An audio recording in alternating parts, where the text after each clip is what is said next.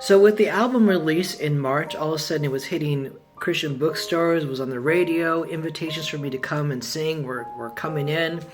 And I was enjoying the accolades that were coming in. But I also was forgetting the lesson I learned in Derby Acres that God needed a humble servant, not a ham-up singer.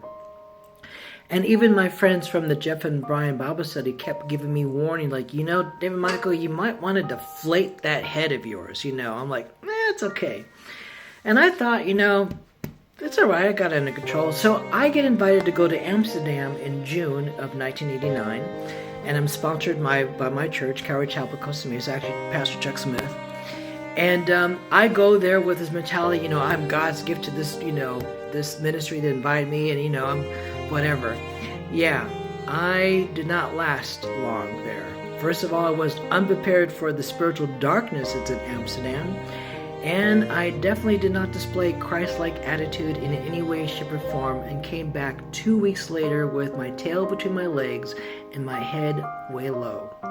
And I had to go before the leadership of the church, to Pastor Chuck Smith, and to my home group, and deeply apologize for misrepresenting the Lord and not being a Christ, not displaying Christ-like attitude.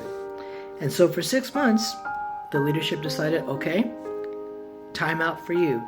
For 6 months, you cannot do any ministry, you cannot be in any kind of leadership capacity until you relearn that you're supposed to be Christ-like and a servant for the Lord.